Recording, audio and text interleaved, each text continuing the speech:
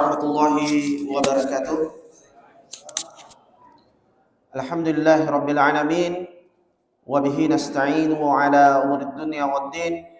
Wassalatu wassalamu ala asrafil anbiya'i wal mursalin wa ala alihi wa sahbihi wa mawala wa ba'd. Allahumma salli ala Muhammad wa ala ali Muhammad. Bapak-bapak, ibu-ibu dan saudara-saudaraku sidang jamaah Isya dan Tarwih yang dimuliakan oleh Allah Jalla wa'ala. Alhamdulillah, kembali di malam yang penuh berkah ini, marilah senantiasa kita memanjatkan puji syukur atas segala limpahan rahmat dan karunia dari Allah Tabaraka wa Ta'ala kepada kita semua. Baik itu nikmat umur, nikmat kesehatan, nikmat rezeki, dan berbagai macam nikmat lain yang kita tidak mampu pernah menghitungnya. Terutama dua nikmat terbesar, yaitu nikmat Islam dan nikmat iman. Salam dan salawat juga senantiasa kita kirimkan kepada satu-satunya teladan ikutan kita, Nabiullah Rasulullah Muhammad sallallahu alaihi wasallam. Jamaah Isya dan Tarwih yang dimuliakan oleh Allah Subhanahu wa taala, ada satu kisah menarik yang dikutip dari buku Tazkirat Sultan Murad IV, atau buku catatan Sultan Murad IV. Nama asli beliau adalah Sultan Murad Oglu Ahmed, salah satu Khalifah Turki Utsmani yang terkenal. Bahkan banyak sejarawan yang mensejajarkan beliau dengan 5 kaisar terkemuka Romawi. Sultan Murad IV ini jamaah sekalian punya kebiasaan suka melakukan belusukan, terutama di malam hari dengan menyamar berkeliling di jalan-jalan kota Istanbul Turki untuk melihat kondisi rakyat beliau. Jadi suatu malam beliau mengajak ajudan atau pengawal pribadi beliau untuk menemani beliau melakukan belusukan. Dan seperti biasa beliau lakukan dalam keadaan menyamar, jadi tidak ada yang mengenali beliau. Nah, ketika beliau berjalan menyusuri jalan-jalan lorong-lorong, beliau mendapati ada seorang laki-laki yang tergeletak di tengah jalan. Maka beliau kemudian mendekati laki-laki tersebut, membangunkannya. Ternyata jamaah sekalian, laki-laki itu sudah meninggal dunia. Yang mengherankan beliau, karena tempat meninggalnya laki-laki itu di jalan, bukan di jalan yang sepi. Banyak orang yang lewat-lewat, yang berlalu lalang. Tapi mereka cuek, mereka tidak peduli dengan laki-laki ini yang sudah meninggal dunia. Maka Sultan Murad IV menahan beberapa orang. Kemudian beliau bertanya, siapa laki-laki ini? Laki-laki ini sudah meninggal dunia. Siapa dia? Di mana keluarganya? Di mana rumahnya? Kenapa tidak ada yang mau mengantarkan jenazah laki-laki ini ke rumah keluarganya? Maka orang-orang yang ada di situ mengatakan, kami tidak peduli dengan dia. Orang ini ahlul maksiat. Setiap hari dia mendatangi tempat-tempat penjualan minuman keras, membeli berbotol-botol minuman keras. Kemudian setiap malam dia mendatangi tempat-tempat pelacuran. Jadi dia orang yang suka minum minuman keras dan berzina. Mendengar hal tersebut jamaah sekalian, Sultan Murad IV mengatakan, tapi dia kan umat Nabi Muhammad SAW. Tetap menjadi kewajiban kita untuk mengurus jenazahnya. Tolong bantu saya antar ke rumah keluarganya. Maka terpaksa mereka mengantarkan jenazah laki-laki itu ke rumah keluarganya. Namun sampai di sana, ditinggalkan. Tidak ada yang mau mengurus jenazah laki-laki ini. Sampai di rumah laki-laki itu jamaah sekalian, keluarlah istrinya. Ketika diberitahu bahwa suaminya telah meninggal dunia, istrinya menangis. Kemudian dia berkata, "Wahai suamiku, saya bersaksi sesungguhnya engkau adalah orang yang soleh, sesungguhnya engkau adalah wali Allah." Ya, Sultan Murad IV kaget. Ya. Terus dia bertanya, "Maaf Bu, mengapa ibu bersaksi bahwa suami ibu orang yang soleh, wali Allah, sedangkan orang-orang yang kami temui tidak ada yang mau mengurus jenazahnya karena menganggap suami ibu adalah ahlul maksiat?" Maka kata istrinya, "Saya sebenarnya sudah memperkirakan kalau hal ini suatu waktu akan terjadi. Sebenarnya orang-orang tidak tahu apa yang dilakukan oleh suami saya. Setiap hari suami saya mendatangi tempat-tempat penjualan minuman keras, membeli berbotol-botol minuman keras, bukan karena suami saya suka mabuk. Dia bawa botol-botol minuman keras itu ke kamar mandi, dia tuangkan ke dalam lubang WC, dia buang semua. Kemudian suami saya mengatakan, semoga Allah mengampuni ya dosa-dosa kaum muslimin yang masih suka minum minuman keras. Semoga hari ini tidak ada yang minum karena sudah saya beli semuanya." Kemudian setiap malam suami saya mendatangi tempat-tempat pelacuran, bukan untuk berzina, tapi dia memberikan uang wanita-wanita pelacur itu, kemudian berpesan, "Malam ini kalian dalam tanggungan saya dan jangan menerima tamu, jangan berzina." Itulah yang dilakukan oleh suami saya, hanya orang-orang tidak mengetahui apa sebenarnya yang dilakukan oleh suami saya. Saya biasa bertanya kepada suami saya, "Kanda, apa kamu tidak khawatir kalau orang-orang berburuk sangka dengan apa yang kamu lakukan? Karena mereka tidak tahu apa yang sebenarnya kamu lakukan. Kemudian mereka menganggapmu ahlul maksiat. Bagaimana kalau engkau meninggal dunia? Mereka tidak akan mengurus jenazahmu." Maka suami saya hanya tersenyum. Kemudian suami saya berkata, "Insya Allah istriku, jikalau nanti saya meninggal dunia, saya akan disolati oleh sultannya kaum muslimin. Saya akan disolati oleh alim ulama di negeri ini." Mendengar hal tersebut jamaah sekalian, Sultan Murad IV menangis. Akhirnya dia buka penyamarannya.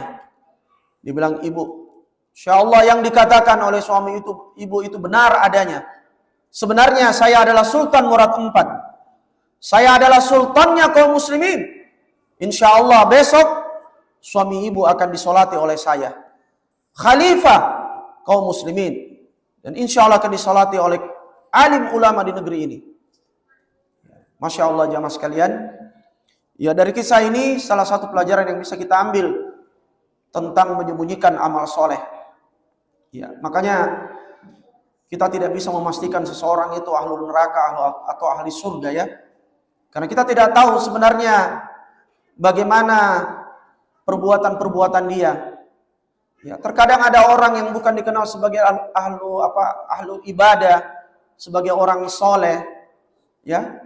Tapi Masya Allah ada amal-amal soleh yang dia lakukan yang tidak orang ketahui.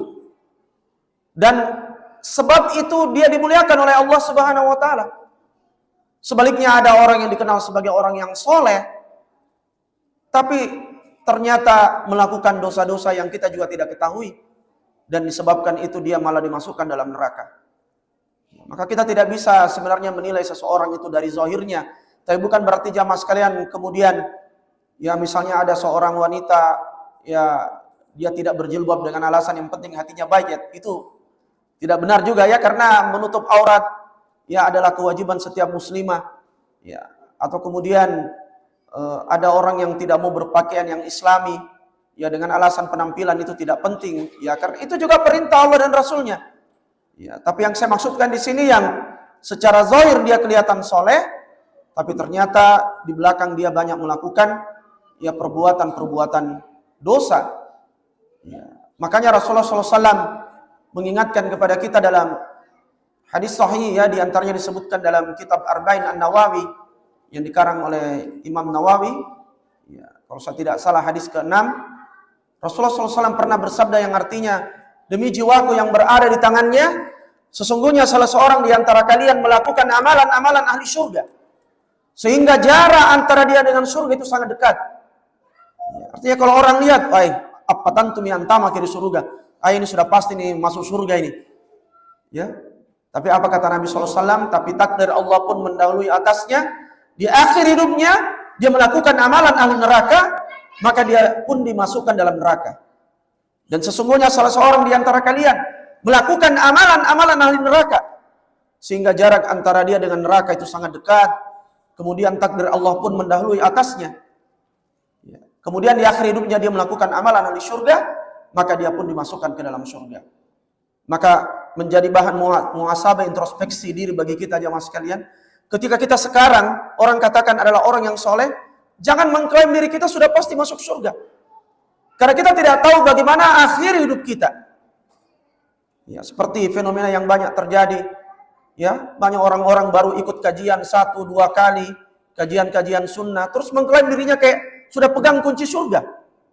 Ya, di media sosial mengklaim golongan yang selamat. Tapi tidak ada yang mengetahui bagaimana akhir hidup kita. Ya, saya punya banyak teman-teman seperti ini ketika kuliah di Unhas.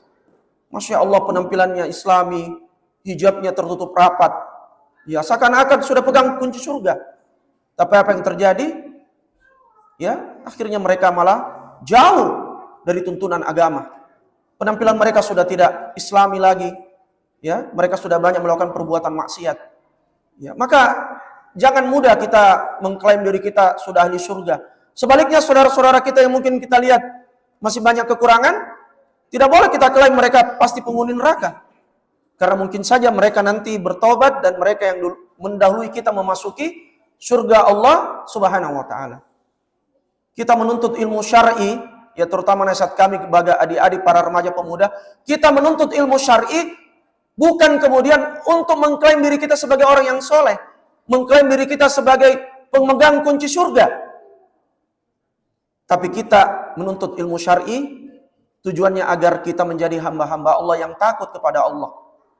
Nah, kembali jamaah sekalian pada kisah tadi, Rasulullah SAW pernah mengingatkan kepada kita, Inna Allaha yuhibbul abada at-taqiyya al-ghani al-khafi. Ya, dalam hadis riwayat Muslim dari Sa'ad bin Abi Waqqas, Rasulullah bersabda yang artinya, sesungguhnya Allah mencintai hamba-hambanya yang bertakwa, al-ghani, yang kaya. Apa maksudnya yang kaya? Yang banyak hartanya? Bukan. Yang kaya di sini maksudnya adalah orang yang senantiasa mensyukuri pemberian Allah Subhanahu wa taala, yang bersikap qanaah. Ya, karena banyak orang yang kaya, banyak hartanya, tapi tidak pernah bersyukur. Sehingga kemudian malah melakukan hal-hal yang melanggar syariat untuk menambah hartanya. Ya, coba Bapak Ibu sekalian, yang korupsi itu apakah orang miskin? Tidak kan? Ya, seperti ya wali kota Bupati Bekasi yang kemarin ditangkap, ya sama bapaknya juga. Itu orang yang sangat kaya. Bahkan KPK mendapati satu keluarga punya rumah khusus, rumah mewah, klaster. Bukan 1-2 rumah, 1 klaster. Tapi tetap korupsi. Maka orang seperti ini, orang bilang orang kaya, bukan orang kaya dalam pandangan Allah. Bahkan orang miskin sebenarnya. Orang yang kaya itu mungkin hartanya tidak banyak, tapi senantiasa bersyukur. Ya, khusus buat ibu-ibu, ya, yang saya muliakan, kalau kita ingin menjadi wanita di surga, salah satu syaratnya adalah qanaah, mensyukuri pemberian suami.